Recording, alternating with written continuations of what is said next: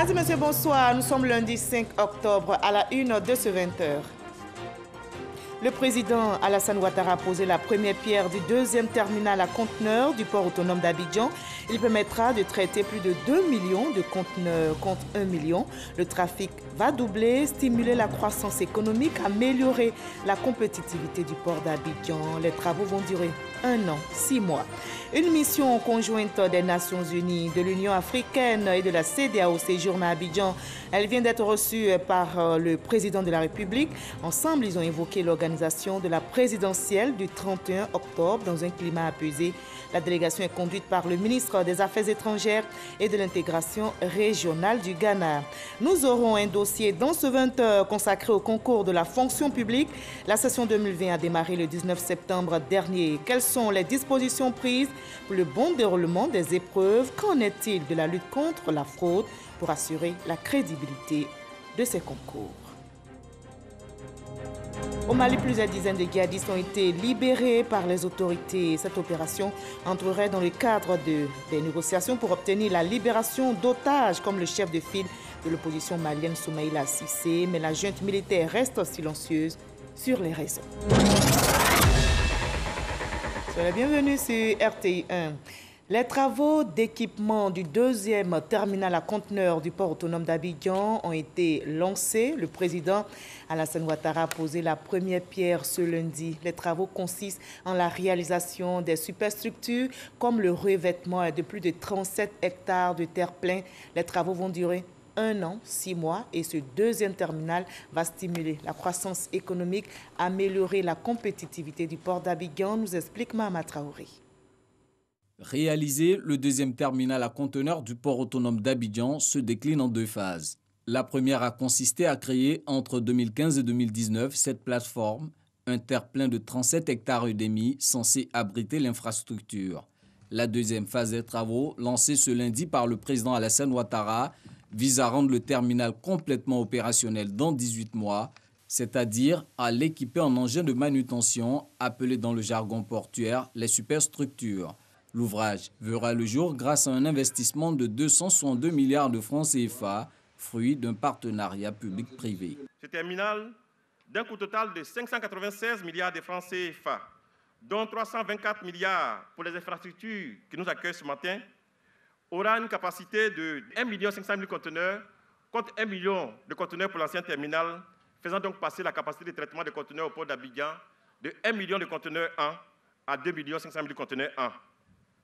Ce deuxième terminal créera en outre, en phase d'exploitation, 450 emplois directs. Dans 18 mois, il y aura ici un terminal ultra moderne, performant, innovant. Et ce terminal sera aussi responsable tant sur le plan social qu'environnemental.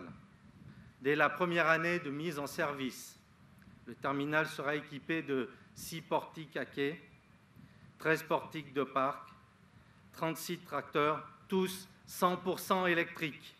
Ce sera le premier terminal proche du zéro émission en Afrique.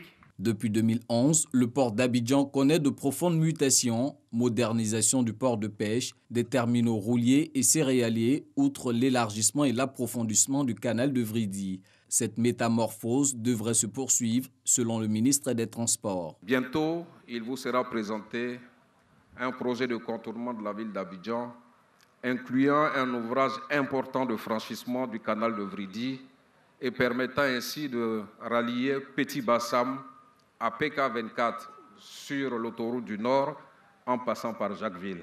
Avec l'appui de la Banque mondiale et le MCC, sur le président de la République, je peux vous dire que dans les 5 prochaines années, le port autonome d'Abidjan et la ville d'Abidjan pourront fonctionner ensemble concomitamment sans que ce poumon de l'économie ivoirienne ne soit asphyxié, mais également que la fluidité à Abidjan soit une réalité. Après avoir pris connaissance de la consistance des travaux de réalisation des superstructures du deuxième terminal à conteneurs, le chef de l'État s'est dit fier d'un tel projet, surtout qu'il vise à booster la compétitivité du port autonome d'Abidjan. C'est un projet qui me tient à cœur, compte tenu de son impact sur l'emploi.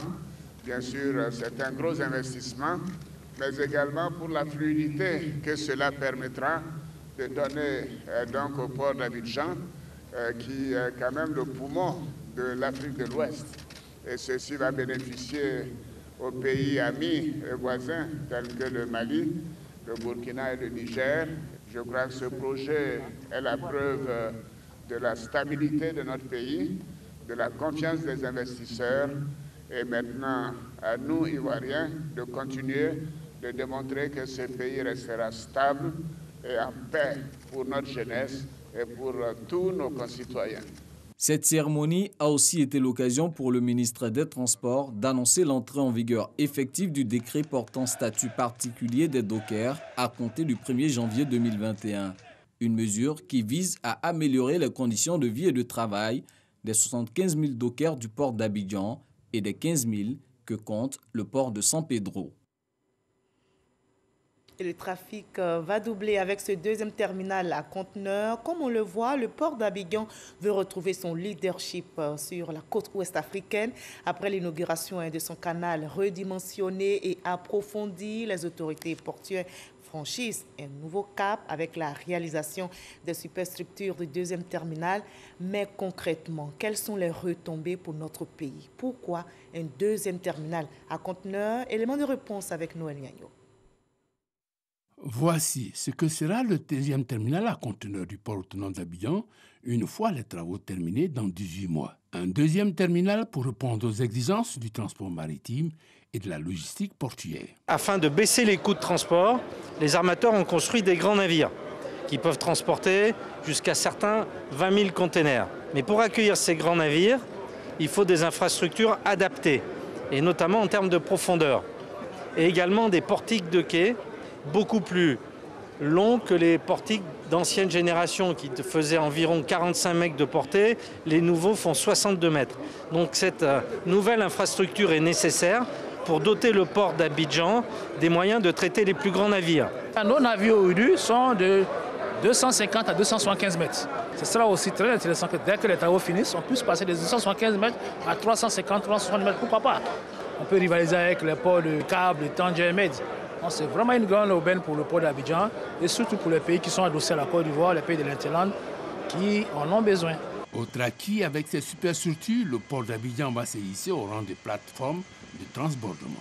Les gros navires viennent ici, ils laissent leurs containers qui sont ensuite transportés par des navires plus petits qu'on appelle feeders pour les transporter dans d'autres ports de la région qui n'ont pas les moyens, eux, d'accueillir les gros navires. Et donc ce qui fait qu'il y a beaucoup de navires qui vont venir au port et que ça va améliorer la fréquence des escales et donc encore une fois les délais d'acheminement des marchandises. Les impacts pour les usagers et les consommateurs sont de plusieurs ordres. Si des navires plus gros arrivent, le coût de transport unitaire diminue et au final ce sont les industriels, les commerçants et l'Ivoirien qui en bénéficient parce que le coût de passage a baissé. Quand une marchandise arrive dans le port, il y a une période de franchise qui est accordée, à l'intérieur de laquelle il n'y a pas de charge particulière pour l'importateur. Donc l'idée, c'est de faire en sorte que le temps de dédouanement corresponde à ce délai de franchise pour que les marchandises sortent sans frais additionnels. Nous qui sommes dans le transport, il y a des projets annexes, c'est-à-dire la création de parkings et la création d'infrastructures qui vont fluidifier la circulation pour l'accès au port. Ceci, partant, va fluidifier aussi la circulation des autobus qui desservent la zone portuaire. Coût des travaux, plus de 260 milliards de francs CFA à la charge du concessionnaire avec une référence environnementale. Le terminal sera le premier terminal zéro émission carbone dit Green Terminal d'Afrique. Une somme d'acquis, fruit d'une volonté politique soulignée par les opérateurs économiques. Mon admiration totale au président de la République pour ses ambitions si grandes pour la Côte d'Ivoire. Les superstructures du deuxième terminal à conteneurs du port autonome d'Abidjan seront réalisées sur une superficie de plus de 37 hectares. Pour les équipements, il est prévu 6 portiques de quai, 13 de parcs, 36 tracteurs et 2 élévateurs télescopiques. Dans l'actualité nationale également, une mission conjointe des Nations Unies, de l'Union africaine et de la CEDEAO séjourne en ce moment à Abidjan. Elle vient d'être reçue par le président de la République. Ensemble, ils ont évoqué l'organisation de la présidentielle du 31 octobre dans un climat apaisé. La délégation est conduite par le ministre des Affaires étrangères et de l'intégration régionale du Ghana. Reportage à Watori. Conduite par la ministre des Affaires étrangères du Ghana, présidente du Conseil des ministres de la CEDEAO, Shirley Ayorkor-Botchwe, est composée du représentant spécial du secrétaire général des Nations Unies pour l'Afrique de l'Ouest et le Sahel, les commissaires chargés des affaires politiques de la CEDEAO et de l'Union africaine, ainsi que le secrétaire exécutif du Conseil de l'Entente. La mission conjointe CEDEAO-Union africaine-Nations unies de diplomatie préventive a échangé avec le président de la République Alassane Ouattara sur les questions liées à l'organisation de la présidentielle du 31 octobre 2020. Our mission is to engage with political actors and stakeholders in the electoral process. L'objet de notre visite ce soir auprès de son Excellence, Monsieur le Président, est une mission conjointe de haut niveau, une visite de solidarité de la CEDEAO, de l'Union africaine, ainsi que de la mission des Nations Unies. Notre mission ici est une mission d'implication auprès des acteurs politiques ainsi que des parties prenantes politiques pour nous assurer de la tenue d'élections apaisées, paisibles, crédibles et inclusives. Monsieur le Président nous a fait montre d'une grande sympathie en nous permettant d'aborder avec lui des questions d'ordre politique et socio-économique sur la région. Quant à l'élection présidentielle le 31 octobre prochain, Monsieur le Président nous a assuré de son engagement total à la tenue d'élections apaisées, inclusives et crédibles. La CEDEAO, les Nations Unies ainsi que l'Union africaine avons assuré Monsieur le Président, que nous allons donc travailler avec lui en ce sens. Nous l'avons aussi rassuré du fait que nous voulons atteindre un consensus pour avoir donc ces élections apaisées, crédibles et inclusives. Nous encourageons donc tous les acteurs ivoiriens de faire recours à tous les moyens légaux et apaisés pour faire en sorte de pouvoir résoudre toutes les questions qui sont en suspension. Nous avons réitéré à l'endroit de Monsieur le Président de la République, son Excellence Monsieur Alassane Ouattara, l'engagement de la CEDEAO, de l'Union africaine ainsi que celle des Nations Unies quant à un processus solidaire, car nous connaissons la place prépondérante que tient la Côte d'Ivoire dans la région, sur le continent et bien entendu dans le monde entier. La CEDEAO, l'Union africaine et les Nations unies entendent ainsi accompagner la Côte d'Ivoire dans l'organisation d'un scrutin présidentiel crédible et apaisé. Et la délégation conduite par la ministre des Affaires étrangères et de l'intégration régionale du Ghana a aussi échangé avec le président du Conseil constitutionnel, M. Kone Mamadou. La mission, je rappelle, s'inscrit dans le cadre des consultations avec les parties prenantes au scrutin présidentiel. La mission conjointe des Nations Unies, de l'Union africaine et de la CEDEAO est toujours à Abidjan. C'est une mission de solidarité venue discuter avec toutes les parties prenantes à la présidentielle. La délégation conduite par la ministre des Affaires étrangères et de l'intégration régionale du Ghana a été aussi reçue par le Premier ministre Ahmed Bakayoko. Il a réitéré à ses hôtes l'engagement du gouvernement ivoirien à tout faire pour que ce scrutin soit paisible et les résultats transparents, crédibles. La mission a renouvelé sa volonté d'accompagner notre pays dans ce processus électoral et a appelé tous les acteurs au dialogue et à la paix. Le Premier ministre Ahmed Bakayoko a également rencontré les acteurs des PME ce lundi. Objectif, trouver les voies et moyens pour l'avènement des PME compétitives, créatrices de richesses. Les difficultés liées notamment au financement, à l'accès au marché et à des problèmes de structuration des PME ont été évoqués, nous explique l'enseignant Bakayoko. En Côte d'Ivoire, les PME représentent plus de 95% du secteur privé, mais elles contribuent seulement à 20% du produit intérieur brut. Pourtant, dans ces entreprises de proximité, des gisements d'emplois nouveaux y restent considérables. Le gouvernement ivoirien est convaincu que le secteur des PME est à même de donner de la valeur ajoutée à nos ressources locales, de créer des emplois et de générer des richesses. Cette vision repose sur le programme Phoenix, la stratégie nationale d'appui au développement des PME, conçue pour insérer au moins 50 000 entreprises dans le formel. Malgré ces efforts, des difficultés persistent, aggravées par la Covid-19. Aujourd'hui, des mesures particulières s'imposent, notamment au niveau du secteur touristique. Nous demandons une amnistie fiscale de 3 ans pour les secteurs de l'hôtellerie, des agences de voyage, du divertissement, de la restauration qui ont été durement impactés par les effets de la crise sanitaire, notamment la décision administrative de fermeture. Face à ces sollicitations pour le moins contraignantes, le gouvernement affiche toute sa disponibilité à accompagner les PME. Cette relation État-secteur privé est basée sur un dialogue continu et franc sur tous les sujets d'intérêt commun. Mon action en tant que chef de gouvernement s'inscrira dans cette même dynamique. Le développement du secteur privé et en particulier la promotion des micro-entreprises et des PME constitue une priorité pour le gouvernement. Il s'agit d'œuvrer à relever les nombreux défis en vue de développer un secteur d'entrepreneurs et des PME au niveau local capable de porter et de maintenir le dynamisme de l'économie nationale. Bien plus, dans le cadre de la lutte contre la Covid, un fonds de soutien aux PME doté de 150 milliards de francs CFA a été mis en place, dont 40 milliards déjà dans le pipeline.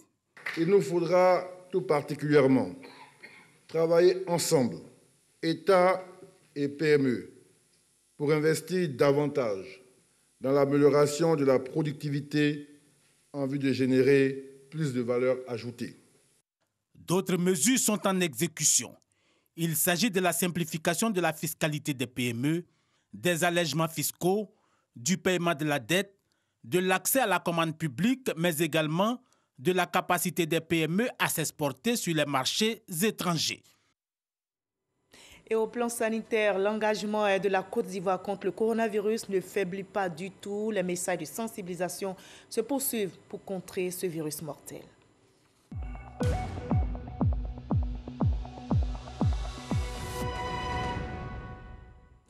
Le coronavirus sévit et menace toujours notre santé. Ce lundi 5 octobre, on dénombre 3 cas confirmés sur 170 échantillons prélevés, 41 nouvelles guérisons, 0 décès.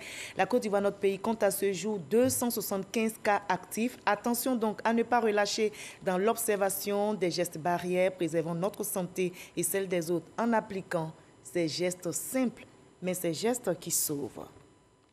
Et justement, la sensibilisation se poursuit. Le 131e point presse hebdomadaire sur le coronavirus s'est tenu aujourd'hui au ministère de la Sécurité et de la Protection civile. Le nombre de nouveaux cas confirmés est à la baisse, mais on reste vigilant. Le virus continue de circuler. L'on enregistre sur la semaine du lundi 28 septembre au dimanche 4 octobre un taux moyen de positivité de 4,2%. Explication détaillée avec Jean Magagui. Le ministère de la Santé et de l'Hygiène publique a enregistré au cours de la semaine du lundi 28 septembre au dimanche 4 octobre 2020 une baisse générale de nouveaux cas confirmés de Covid-19. La tendance générale est à la baisse avec cependant une évolution non linéaire, c'est-à-dire en dents de scie. En effet, au cours de la semaine écoulée, le nombre de nouveaux cas a connu une légère baisse, une cinquantaine en moins, avec un taux moyen de positivité de 4,2%.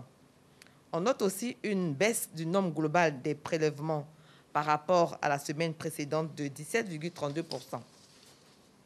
Le taux de guérison avoisine toujours les 98% et la létalité toujours en dessous de 1%. Par ailleurs, aucun décès de Covid-19 n'a été notifié ces 3 dernières semaines. Le district d'Abidjan reste l'épicentre de la pandémie avec 95% de cas diagnostiqués. À l'intérieur du pays, les régions du Gbeke, de San Pedro, du Sud Comoé et du Poro sont les zones les plus touchées. La conseillère technique du ministère de tutelle appelle les populations à la citoyenneté. Les acquis sont encore fragiles. On doit demeurer vigilant et prudent. Poursuivons le respect des mesures sécuritaires et sanitaires, en particulier les mesures barrières. Elles sont toujours efficaces dans la prévention contre la COVID-19. Ce 131e point sécuritaire national est l'occasion pour le porte-parole de la police nationale d'interpeller le public sur son manque de discipline et de responsabilité. Ainsi, voudrions en ce début du 7e mois de la lutte contre la COVID-19, au nom de messieurs les ministres en charge de la sécurité et de la défense, rendre gloire au Seigneur qui, en dépit de l'inobservation manifeste par certains compatriotes des principes barrières en vigueur, permet un recul substantiel, environ 300 cas actifs contre 6 000 engins, de la prévalence du virus. Le commissaire Charlemagne Bleu a invité les forces sécuritaires à redoubler d'efforts et de vigilance dans les opérations de contrôle et a fait son bilan. À cet effet, voudrions instamment inviter, au nom des grands commandements militaires et paramilitaires, nos forces sécuritaires et sanitaires d'astreinte à toutes nos frontières, notamment au port et à l'aéroport Félix Houphouët-Boigny, à redoubler de vigilance dans les contrôles des attestations de négativité à la COVID-19. Le ministère de la Santé et de l'Hygiène publique salue les efforts des leaders politiques et de la société civile dans la riposte sanitaire contre la COVID-19. Ils ont trouvé le remède à cette autre maladie qui troublait l'humanité. Pour la première fois de l'histoire, le virus de l'hépatite C peut maintenant être guéri. Le prix Nobel de médecine a été dévoilé. Il récompense cette année un Britannique et 2 Américains, Michael Harvey et Charles Royce, pour leur découverte du virus de l'hépatite C. Les découvertes des lauréats 2020 ont révélé la cause des cas restants d'hépatite chronique. Ils ont ainsi rendu possible des analyses de sang et de nouveaux médicaments qui ont sauvé des millions de vies.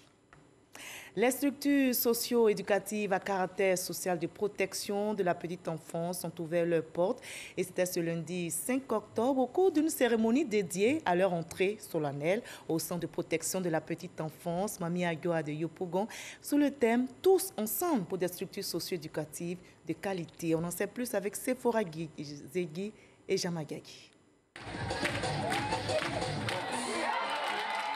C'est dans une ambiance festive que les enfants des structures socio-éducatives de base ont repris le chemin de l'école ce lundi matin. Je suis contente de reprendre l'école. Je suis contente de revoir ma maîtresse. Je suis contente de revoir mes amis. Je vais être intelligent cette année. Au total, 19 606 enfants préscolarisés dans 94 centres de protection de la petite enfance et 148 centres d'action communautaire pour cette rentrée académique. Nous continuerons toujours dans la démarche qualité, de renforcer la communication pour une meilleure visibilité de nos structures et de nos actions. L'accent sera également mis sur le renforcement de capacités et le suivi-évaluation des activités. 1395 travailleurs sociaux sont mis en mission pour cette rentrée placée sous le sceau de la qualité. Ce thème indique bien les perspectives de cette nouvelle année 2020-2021, à savoir l'équité, l'égalité, la solidarité dans un environnement social sécurisé et bienveillant. Pour ce faire, il importe que nos structures continuent de s'inscrire dans cette démarche qualité pour une meilleure offre de services. Ce thème donne un sens à l'action socio-éducative de nos structures dans leur rôle de prévention et de correction. Dans ce document remis par Ramatali Bakayoko à tous les directeurs régionaux figurent les directives pour l'année 2020-2021. La ministre a aussi fait don de vivres et non-vivres à 40 familles vulnérables de la commune de Yopougon. Voilà un reportage réalisé pour vous par Sephora Zegui et Didier Nguessam. On en arrive à notre dossier de ce 20h consacré au concours de la fonction publique. La session 2020 a démarré le 19 septembre dernier sur l'ensemble du territoire. Quelles sont les dispositions prises pour le bon déroulement des épreuves? Les concours administratifs sont-ils crédibles? Quelle stratégie de lutte contre la fraude, la corruption? Notre reporter Grace Kando a enquêté justement sur le sujet. Élément de réponse dans son dossier. 23 centres au total, dont 12 à Abidjan et 11 à l'intérieur du pays. C'est le nombre de sites retenus pour les compositions des concours administratifs de la fonction publique session 2020. Avant les compositions, le ministère avait initié les cours en ligne.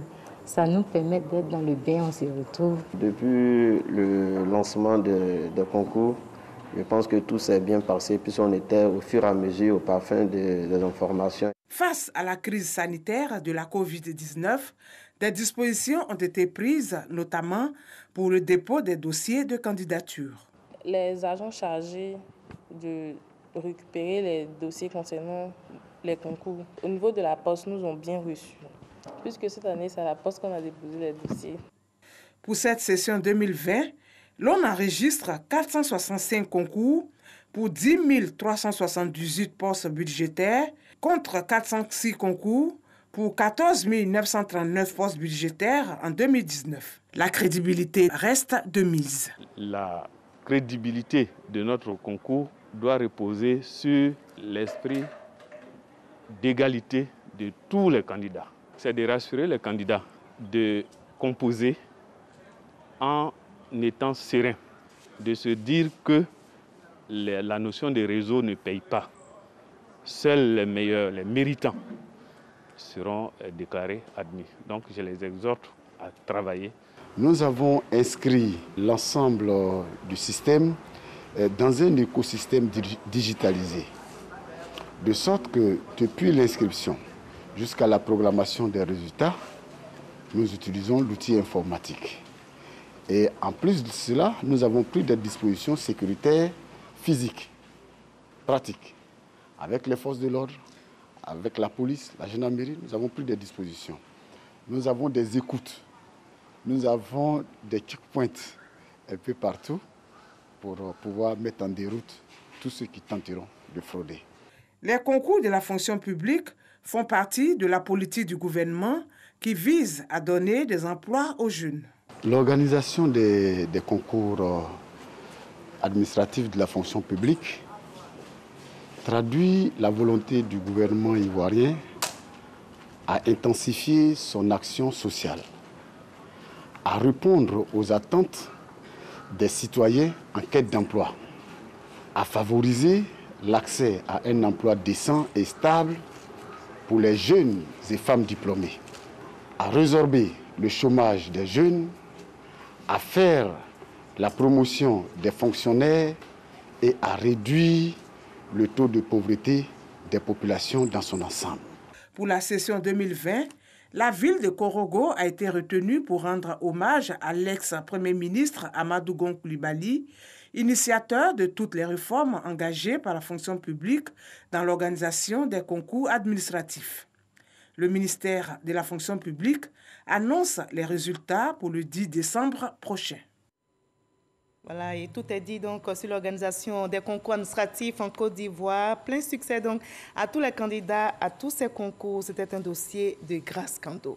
Et justement, toutes ces activités se réalisent dans un climat de paix. Justement, les transporteurs routiers de Côte d'Ivoire invitent les acteurs politiques et les populations à œuvrer pour la paix et la cohésion sociale pour atteindre leur objectif. Le Haut Conseil du patronat des entreprises du transport et tous les autres acteurs organisent dans les prochains jours une caravane de la paix. Jean Magagi. Non au désordre et oui à la paix. C'est le leitmotiv de la rencontre entre les acteurs et assimilés du transport routier en Côte d'Ivoire. Ils s'engagent à sensibiliser les membres de leur corporation et les populations sur des valeurs comme la cohésion sociale, le respect des biens publics, surtout en cette période électorale.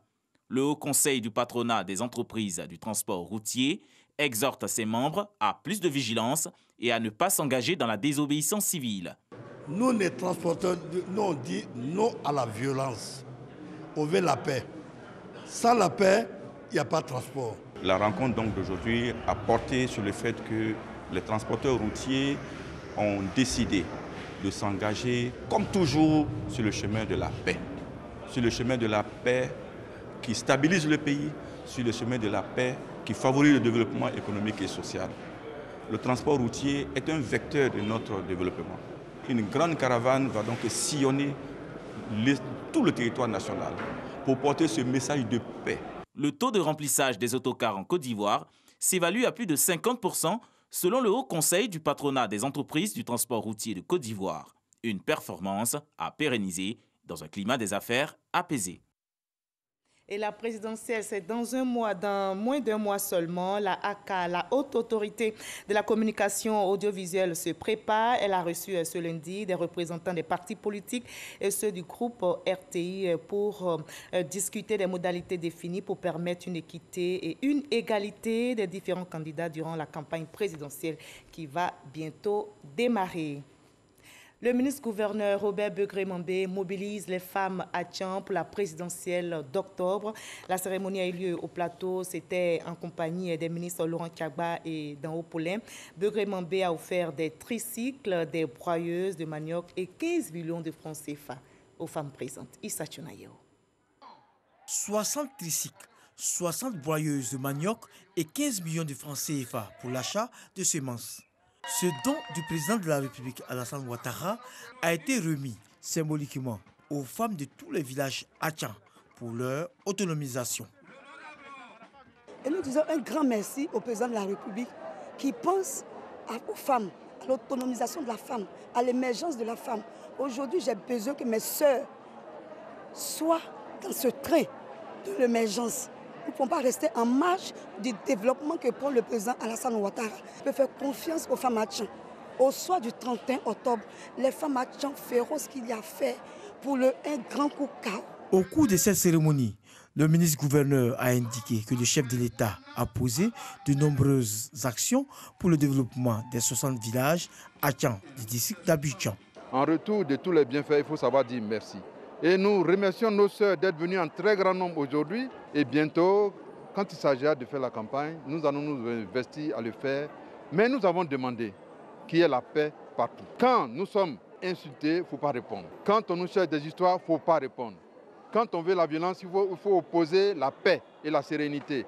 Parce que nous sommes des hommes et des femmes de paix, nous ne voulons pas de violence dans notre pays. Au-delà de la remise symbolique, Robert Begré-Mambé a assuré que tous les villages à Tcham recevront le don du chef de l'État dans les jours à venir.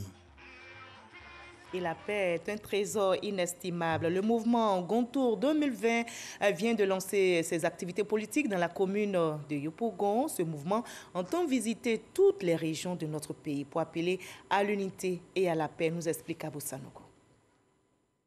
Le Gontour 2020 lance ses activités dans la commune de Yopougon, secteur Port-Bouedou. Constitué essentiellement de femmes commerçantes, de femmes d'affaires et de leaders des structures de jeunesse, Gontour 2020 est un mouvement qui entend accompagner le président Alassane Ouattara dans ses œuvres de développement de la Côte d'Ivoire. Un lancement sous la forme de cérémonie d'hommage au président Alassane Ouattara qui a mobilisé un grand nombre de femmes en présence de Lassina Ouattara Laspierre, conseiller technique du président de la République Alassane Ouattara. Les initiateurs du Gontour 2020 se sont engagés à occuper le terrain pour le triomphe du candidat du RHDP. Parler que du président de la République, c'est ce qui nous intéresse. C'est à cause de ça que nous avons choisi le président de la République et le RHDP. Parce que le RHDP, c'est notre avenir. C'est le seul héritage qui nous reste aujourd'hui. Lassina Ouattara s'est félicité de la forte mobilisation des leaders des structures de jeunesse et de femmes, puis les a invités à faire confiance au président Alassane Ouattara. Ce que j'ai à dire à nos braves dames, de faire confiance au président Ouattara et de faire confiance à la première dame Dominique Ouattara, parce qu'avec le Fancy, elles peuvent vraiment s'organiser. Tout ce qu'on attend d'eux, c'est le jour des élections, le 31 octobre 2020, que ce soit un coup KO. Le Gontour 2020 compte à ce jour 8 570 bases et 19 890 sections sur toute l'étendue du territoire national. Après le lancement de ces activités à Abidjan, ce mouvement se rendra dans les prochains jours à Divo, dans le Lot du Bois. Présidentielle du 31 octobre prochain, les responsables du RHDP multiplient les séances de formation de leurs militants partout en Côte d'Ivoire. Le ministre Sekaseka vient justement de mettre en mission les militants de Yakassé à Tobrour. Issa Tchonayo. Les responsables du RHDP, Rassemblement des Ufotistes pour la démocratie et la paix, sont conscients que la victoire de leur candidat à l'élection présidentielle de ce mois d'octobre passe par une bonne maîtrise du processus électoral par leurs militants. C'est pourquoi ils ont organisé une séance de formation à l'endroit des militants de Yakassé à Tobrour. Un militant mal formé est un militant qui est dangereux pour lui-même et pour la société. Donc nous avons pris l'engagement, au lieu de rester dans notre institut, produire des documents, de faire le tour du pays pour former les militants sur un certain nombre de thématiques. Nous sommes venus pour la formation, pour aller aussi former les villages, nos sœurs, nos frères, nos parents qui n'ont pas pu faire le déplacement. Nous avons sélectionné les responsables du parti pour les mettre en pré-campagne, pour aller dans les bases, pour les sensibiliser sur la nécessité d'œuvrer non seulement à une campagne apaisée, mais de s'organiser, de se mobiliser pour que le 31 octobre, nous puissions nous déplacer massivement pour voter notre candidat afin de respecter notre slogan, le un coup KO. Par la voix du ministre Diakité Kouti-Suleiman, directeur exécutif adjoint chargé de la formation et de l'Institut politique du RHDP, présent dans la région de la Mé, ces initiatives vont se multiplier afin d'assurer une large victoire à leur candidat, le président Alassane Ouattara, au soir du 31 octobre prochain. Les responsables du parti Concorde sont aussi actifs sur le terrain. À Diabo, à l'initiative de son secrétaire général Wacha Keyebo, les populations se sont mobilisées pour être informées sur l'actualité politique, recevant un mot d'ordre quant à la présidentielle de ce mois d'octobre. Le président de ce parti, Alcide Guégué, était présent, nous rapporte Kader Sogodogo. Irrationnel sous-préfecture de Languibono, mobilisation des grands jours. Ferdinand Kwasi Wacha Keyebo, secrétaire général du parti politique Congrès pour la consolidation de la République et le développement Concorde, mobilise le peuple glo pour la victoire du président Alassane Ouattara et du RHDP. Dans le cadre des festivités du 15e anniversaire de l'association de la coordination pour le renouveau glo, Wacha Keyebo a exhorté les populations à toujours accorder leur confiance au président de la République Alassane Ouattara, car il est l'avenir du peuple glo, vu ses réalisations en leur faveur depuis son accession au pouvoir. Depuis 1962, Diabo est sous-préfecture. On n'a jamais eu de goudron. On voit le goudron passer devant nous. Mais nous, on ne gagne pas. Aujourd'hui, Alassane qui a la main sur le cœur, il dit voici, je vous donne 2 kilomètres d'ennemis. Mais si nous sommes reconnaissants, si nous avons dit merci à Alassane Ouattara, je promets qu'il pourra multiplier. Pour la victoire du RHDP, Wacha Keyebo invite les siens à investir le terrain. Le président Ouattara a été clair. Nous gagnons au premier tour un coup KO. Adhérons au RHDP. Parce que le président de la Côte d'Ivoire actuellement que tu as donné à la Côte d'Ivoire, il s'appelle Alassane Ouattara. C'est un monsieur qui a un grand leadership. C'est dans la même veine d'invitation du peuple glo à soutenir le président Alassane Ouattara que le président de Concorde, Alcide Guégué, s'est exprimé. Je vous félicite parce que vous avez cette vision pacifiste. Parce qu'avant le développement, il faut la paix. Et une autre vision politique, c'est le RHDP, c'est-à-dire les soufoutistes. Le fond de la pensée du fouet, c'est la paix pour le développement. Prestations artistiques et danse du terroir ont meublé cette rencontre. Au Mali, plusieurs dizaines de djihadistes ont été libérés par les autorités. Cette opération entrerait dans le cadre de négociations pour obtenir la libération d'otages, comme le chef de file de l'opposition malienne, Soumaïla Cissé. Mais la junte qui a pris le pouvoir à Bamako le 18 août dernier reste silencieuse pour le moment sur les raisons de ces libérations.